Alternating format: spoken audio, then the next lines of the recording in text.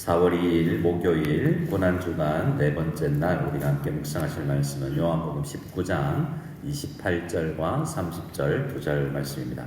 우리 28절 말씀 먼저 같이 한 목소리로 읽겠습니다. 그 후에 예수께서 모든 일이 이미 이루어진 줄 아시고 성경을 응하게 하려 하사 이르시되 내가 목마르다 하시니. 아멘. 30절 말씀을 같이 읽도록 하겠습니다. 예수께서 신 포도주를 받으신 후에 이르시되 다 이루었다 하시고 머리를 숙이시니 영혼이 떠나가시니라. 아멘.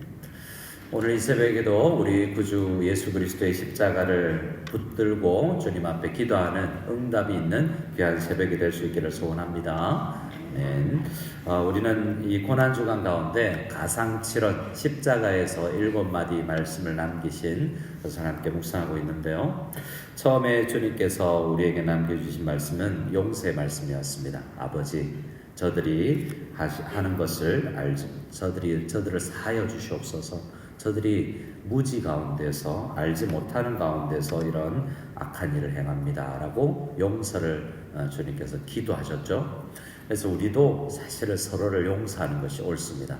우리 주님께서 우리 죄를 사하여 주셨고 우리는 남의 죄를 사하여 주지는 못하지만 우리도 우리에게 죄 지은 사람들을 우리를 아프게 한 사람들을 용서할 수 있는 십자가로 나아가면 나아갈수록 용서의 은혜가 많아지는 우리 교회 될 수 있기를 소원합니다. 아멘이시죠? 네, 우리 서로 용서하기를 바라고요. 두 번째로 우리 십자가 한편의 강도에게 내가 오늘 나와 함께 낙원에 이르리라고 말씀하셨는데요. 우리가 죄를 고백하면 이렇게 우리 죄 사함을 받고 낙원에 가게 되는 은혜가 있습니다. 이 자리에 있는 우리 모두 다 예수님을 믿고 낙원에 이르를 텐데 우리 예수님을 믿지 않는 가족들도 또 예수님과 멀리 떨어져 있는 사람들도 주님 앞에 나오기를 기도하는 우리가 다 될 수 있기를 원합니다. 예수님께서는 십자가 위에서 또 옆에 십자가 아래에 있는 어머니와 또 그 사랑하는 제자에게 한마디씩을 남기셨죠. 이것은 영가족을 위한 것이라고 이야기했습니다. 우리는 다 형제 자매로 부부로 이 땅을 살아가지만 하늘 날아가면 부부도 아닌 것이고 부자 부녀 관계도 좀 달라질 것인데 교회 안에서 친형제 자매보다 더 가까운 영가족들을 만나게 되는 은혜가 있죠. 그래서 우리 주님께서 여자여라고 부르시면서 마리아를 대하시는 그것이 우리를 영가족으로 삼게 되는 놀라운 은혜가 있는데 우리 가까이 있는 우리 귀한 만일 한인학교 성도님들은 모두 다 십자가로 연결된 영가족임을 믿습니다. 저만 믿는 게 아니죠. 우리 다 주 안에 한 형제요 자매입니다. 또 이 여자여라고 했던 이 말은 예수님께서 가나 혼인잔치에서 여자여라고 이야기하는 데서 시작을 했었죠. 그래서 예수님은 여자여라고 이야기할 때 그때는 아직은 내 때가 이루어지지 않았다라고 이야기했지만 여자여 하는 가운데 그때 그 일을 또 떠오르게도 하였을 것입니다. 이 마리아는 어릴 때부터 예수님 나기 전부터 이 가브리엘 천사의 수태고지와 함께 어릴 때부터 다양한 이분이 정말 메시아구나라는 것을 누구보다도 가장 먼저 믿었었고 가나 혼인잔치에서 이런 일을 행하시면 정말 메시아로서 제대로 이 세상에 알리겠다 싶어서 이야기를 꺼냈을 텐데 이런 방식 아닙니다. 십자가의 방식은 마리아는 몰랐죠. 하지만 십자가에서 가장 큰 메시아의 영광이 드러났다는 것을 우리는 알아야 됩니다. 그래서 여자여 부를 때 여자여 지금 내가 어머니께서 원하시던 방식은 아니지만 지금 이게 가장 하나님의 뜻을 이루는 놀라운 방식입니다 라는 것을 또 생각하게끔 하는 그런 문장이기도 했을 것입니다. 그리고 네 번째로 엘리 엘리 라마 사박다니 나의 하나님 어찌하여 나를 버리시나이까 라는 기도를 통해서 얼마나 큰 이 육체적 고통보다 더 큰 하나님과의 떨어짐, 결별, 이 외로움을 얼마나 다 겪으셨는가에 대해서 우리는 묵상을 했었습니다. 그리고 오늘은 여섯 번째 말씀인데요. 다섯 번째 말씀은 내가 목마르다 하신 말씀입니다. 우리 28절 말씀을 다시 한 번 더 읽어보기로 원하는데요. 우리 요한복음 19장 28절 말씀 같이 한 번 더 읽겠습니다. 그 후에 예수께서 모든 일이 이미 이루어진 줄 아시고 성경을 응하게 하려 하사 이르시되 내가 목마르다 하시니. 자, 우리 어제 말씀도 며칠 전 말씀도 그랬지만 이 어머니에게 여자여 보소서, 또 사랑하는 제자 요한에게 보라 내 어머니다라고 이야기한 게 굉장히 개인적인 이야기 같죠. 근데 이 말씀은 더 하지 않습니까? 내가 목마르다, 이건 예수님이 내가 목마르다 하는 이 말이 오늘 예수님이 목마른 거하고 나하고 무슨 상관이 있나 이런 생각이 들 수도 있어요.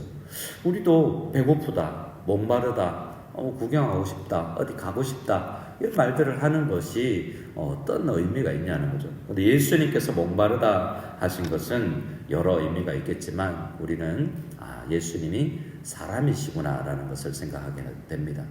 그리고 이때 목마른 것은 가장, 그러니 어제 엘리엘이 라마 사박다니라고 외치는 그 순간부터 마지막 말씀까지는 가장 극심한 고통 가운데 있는 것이다 라고 생각할 수 있습니다.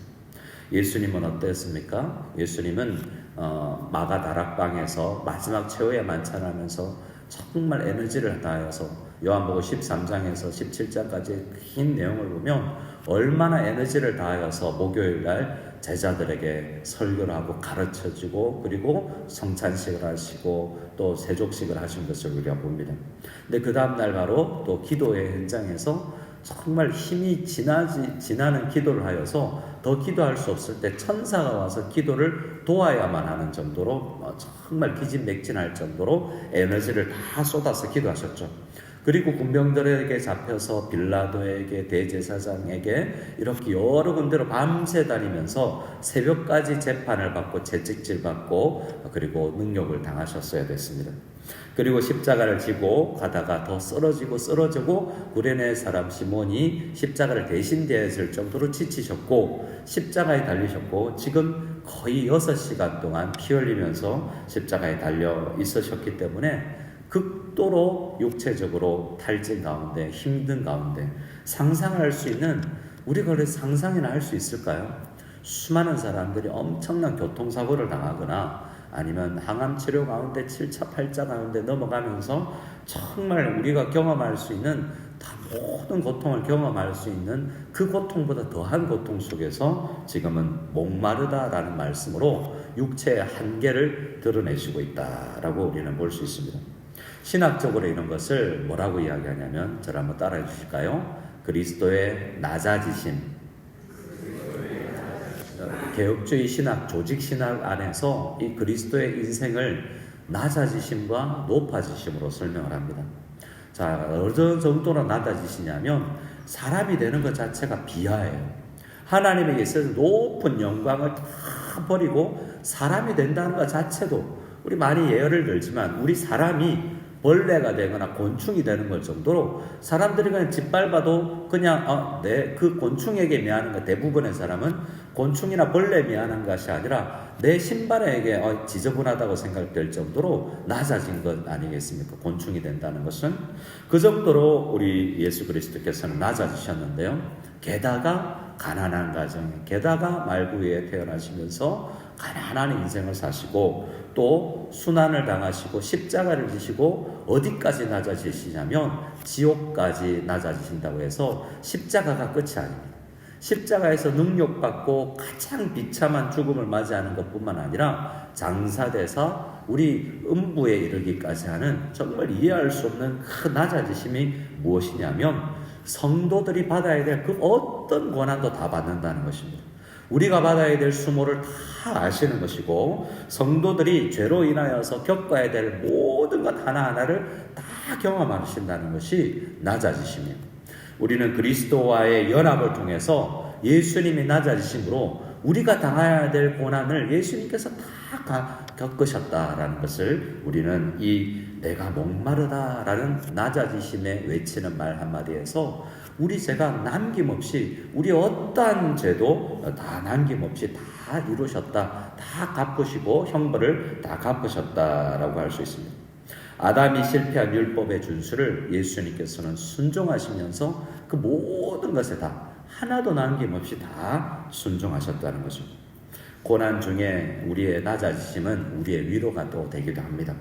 성도가 겪는 비참함. 우리도 이때 살다 보면 중국에 있을 때도 그랬어요. 성도님들이 어려우면 야 진짜 1층이 제일 낮은 곳인지 알았더니 목사님 지하실도 있더라고요. 뭐 이렇게 더 어려워지고 더 힘들어질 때도 있지 않습니까? 전쟁 가운데에서 또 기름이 그저께는 또 110 얼마 때 갔다가 다시 120, 130으로 치솟는 것을 보고 그럴수록 기름값이 올라갈수록 성도들이나 이 땅에 있는 사람들은 더 힘들지 않겠습니까? 근데 이 내가 목마르다라는 것은 우리의 모든 낮아짐과 우리의 모든 고난을 깊이 공감하실 수 있는 우리 하나님이시다라는 것을 이야기하고 우리에게 느끼게 해주는 것입니다. 우리 빌립보서 2장 말씀에 한 근본 하나님의 본체시나 하나님과 동등됨을 취할 것으로 여기지 아니하시고 오히려 자기를 비워 종의 형체를 가지사라고 하면서 낮아지신 예수 그리스도의 마음을 또 우리 성도들에게는 뭐라고 이야기하냐면 너희 안에 이 마음을 품으라 라고 이야기합니다. 그리스도의 낮아지심은 우리의 모든 죄를 해결하는 것이기도 한데요. 또 반면에 그리스도를 인하여서 구원받은 우리는 죄 사함을 받은 우리는 예수 그리스도의 이 낮아지심의 마음을 배워야 되는 것입니다. 우리 스스로에게 한번 우리 외칠 수 있기를 원합니다. 예수님의 마음을 담기를 원합니다. 예수님의 마음을 담기를 원합니다. 특별히 우리 직분자들께서는 이번에 또 직분의 후보로 임하시면서 하나님께서 주실 수도 있고 혹 아직은 아니다 혹은 다른 일로 부르마 라고 말씀하실 수도 있죠. 근데 직분이 있으나 없으나 우리 모든 성도들은 예수님의 낮아지심처럼 정말 닮아서 예수님의 그 섬김의 마음으로 교회를 섬기는 우리가 다 되어야 될 것입니다. 그런 마음으로 서로를 섬길 수 있는 우리가 다 될 수 있기를 소원합니다. 자, 예수님께서 내가 목마르다 하는 것이 정말 육체적인 누구나 할 수 있는 말이 아니라는 것을 우리는 한 번 더 생각할 필요가 있습니다. 한 번 더 28절 읽어볼까요? 28절 한 번 더 읽겠습니다. 시작. 그 후에 예수께서 모든 일이 이미 이루어진 줄 아시고 성경을 응하게 하려 하사 이르시되 내가 목마르다 하시니. 예수님께서 내가 목마르다 하신 이유가 그냥 목마르다가 아니라 성경을 응하게 하시려고 그랬다는 거죠. 예수님은 우리 신학적으로는 능동적 순종이라는 말을 씁니다. 그러니까 예수님은 모든 생애가 구약에 예언된 모든 것을 내가 다 이루어야 되겠다라고 하시면서 살아가신 것이죠. 제자들에게 너희들 그렇게 하면 어떻게 성경이 어떻게 이루어지겠느냐라고 말씀하면서 예수님의 한 삶은 모든 삶은 구약 성경에 예언되었던 모든 것을 이루시는 삶이었다는 것입니다. 내가 목마르다 하는 것도 마찬가지였어요. 목마를 때 사람들은 구약 성경의 시편 여러 편에 보면 특히 69편 같은 가운데 보면 목마른다라는 표현이 많이 나옵니다. 특히 목마른 사슴 시냇물을 찾아 찾기에 갈급함 같이라는 그런 말씀이 있죠. 구약 성경에 나오는 목마름은 사실은 우리는 목마르다는 생각으로 뭔가 세상 것으로 채우려고 하는데 사실 하나님께서 채우지 아니하시면 채울 수 없는 목마름이 많이 있지 않습니까? 주님께서 목마르다라고 이 표현하는 이 목마름은 우리가 겪어야 될 그 목마름이 우리가 느끼지 못하는 그 목마름을 주님께서 이렇게 너희가 하나님을 떠나면 떠날수록 이렇게 목마른 인생이 아니냐라는 것을 우리에게 알려주시는 것입니다. 세상 사람들은 목마른 예수 그리스도에게 아무것도 채워주지 아니하고 오히려 쓴 쓸개에다가 신초로 나에게 먹이게 하였다라고 시편 69편 22절에 이야기합니다. 그들이 쓸개를 나의 음식물로 주며 목마를 때 초를 마시게 하였사오니 라고 이야기하면서 정말 목마른 예수님에게 정말 세상 사람들이 목마른 것조차 비난하고 놀리는 그런 상황 가운데에서 겪어야 될 모든 것조차도 다 성경을 이루려고 이렇게 살아가신 현장을 이 십자가에서 가장 육체적으로 피곤하고 힘드실 때도 성경을 이루어야 되겠다는 사명으로 살아가셨다는 것을 우리는 보게 됩니다. 그래서 예수님은 우리에게 무엇을 생각하게 합니까? 우리는 무엇을 이루려고 살아가고 있나? 생각해 볼 필요가 있습니다. 여러분 한번 이 아침에 때로는 피곤하여서 깊은 생각에 들어갈 수 없겠지만 여러분 예수님은 왜 이 땅에 오셨죠? 저 말씀에 순종하려고 오신 거예요. 그래서 예수님의 별명은 이 요한계시록 3장에 보면 2장 3장에 7교회 주신 말씀들에 보면 예수님의 여러 별명이 나오는데 3장 14절에 아멘이시요 충성되고 참된 증인이신 이라고 이야기를 합니다. 여기서 아멘이신 분이 누구죠? 아멘이시라는 것은 순종이라는 것입니다. 하나님 아버지께서 십자가를 지라 그러면 기꺼이 나도 저들을 사랑하기 때문에 기꺼이 순종하겠습니다 라고 아멘 하신 분이었다는 것이죠. 그래서 예수님은 성경을 이루게 하시려고 응하게 하시려고 내가 목마르다는 말 한마디를 남기셨다는 것은 모든 성경 말씀에 예수님께서는 순종하신 분이다라는 것입니다. 이 아침에 우리는 이 땅에 뭘 하면 살아가는가 생각할 때 참 내 하고 싶은 거 하러 살아가는 사람들이 굉장히 많습니다. 그러니까 내 버킷리스트를 이루려고 살아가죠.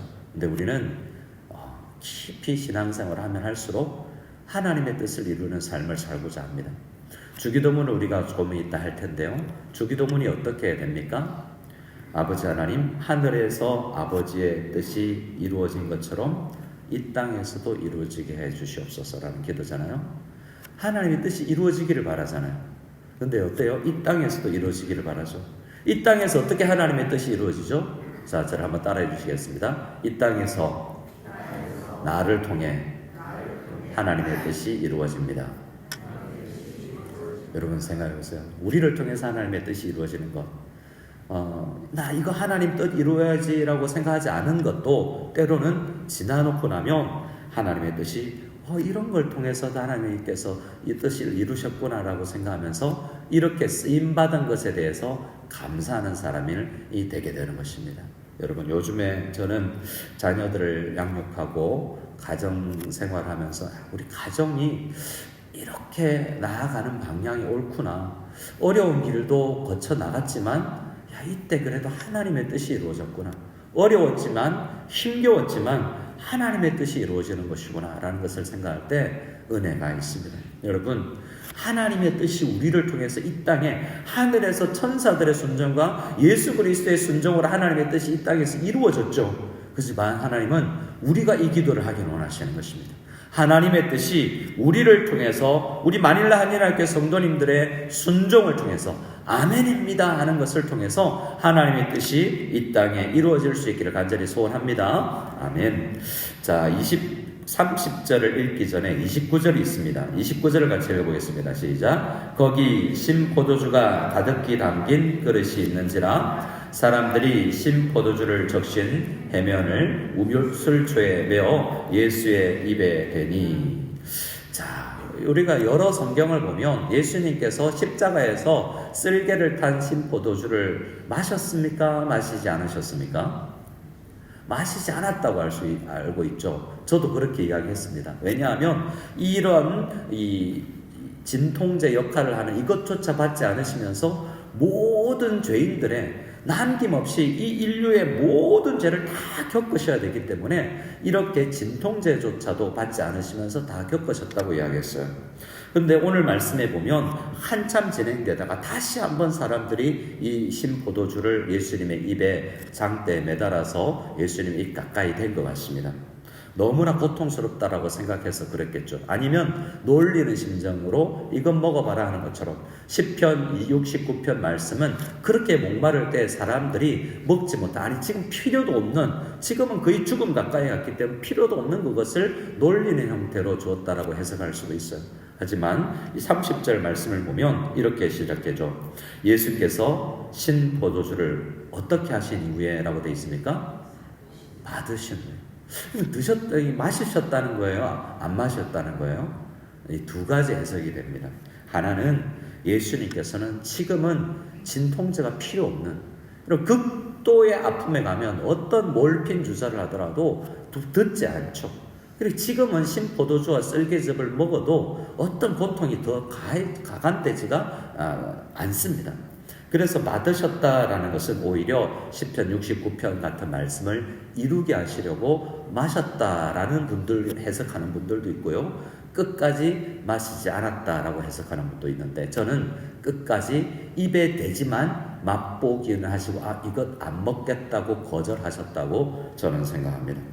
왜냐하면 예수님께서는 여러 번 제자들에게 내가 하는 아버지의 나라에서 다시 새로운 포도에서 난 것을 먹기 전까지는, 너희와 함께 먹기 전까지는 어떠한 포도에서 난 것도 먹지 않겠다라고 제자들에게 이미 말씀을 하셨기 때문에, 예수님은 다시 우리 성도들과 저와 여러분들과 함께 하나님 나라에서 이 포도에서 난 것을 먹으면서 잔치하기 전까지는 예수님께서는 포도에서 난 것은 입에도 대지 않겠다고 각오를 하신 분입니다.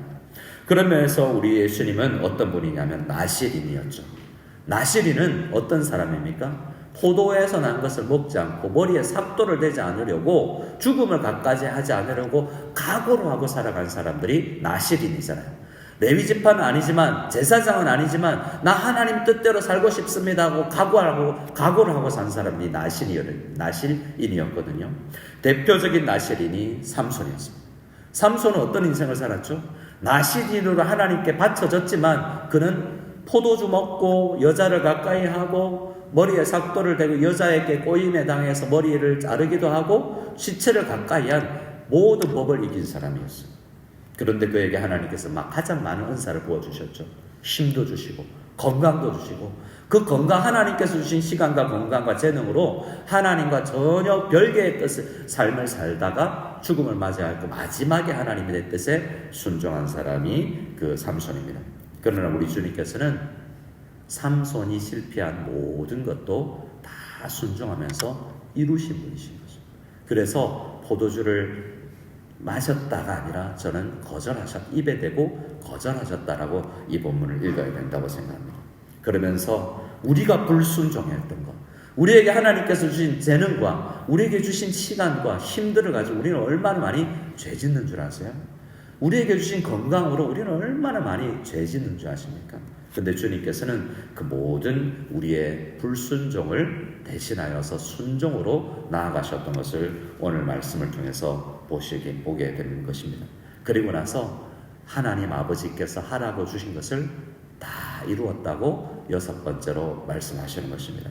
30절 말씀 읽고 말씀을 마무리하기로 원합니다. 같이 30절 읽겠습니다. 예수께서 신 포도주를 받으신 후에 이르시되 다 이루었다 하시고 머리를 숙이니 영원히 떠나가시니라.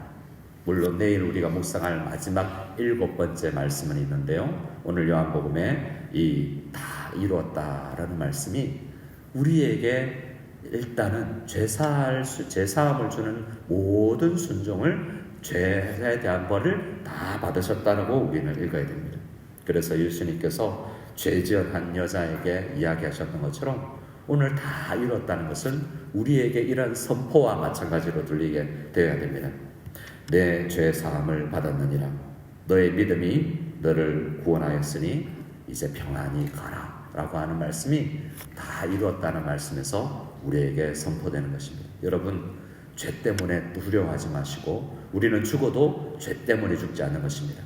예수님께서 모든 사망의 권세를 이 십자가에서 이기셨고 우리의 죄를 사하여 주셨습니다. 믿으시는 저와 여러분 다 될 수 있기를 소원합니다. 우리가 살아갈 때에 정말 우리는 믿음으로 구원을 받았다는 것을 믿고 이제 평안히 살면서 무엇을 결단해야 되느냐? 예수님처럼 하나님 사명을 이 땅에서 이루신 주님처럼 우리는 십자가에 구원을 받았으니 구원받은 성도로서 이루어야 될 하나됨의 순종, 그리고 정말 이 복음을 땅끝까지 전하는 선교의 마음을, 각오를 다짐하는 순종, 서로 하나 되겠다는 이런 순종을 우리에게 주신 가정과 교회 안에서 이루라고 주신 모든 말씀에 우리도 순종하며 나아가는 사람들 다 될 수 있기를 원합니다 라고 간절히 기도하며 나아가는 저와 여러분들 다 될 수 있기를 소원합니다. 아멘.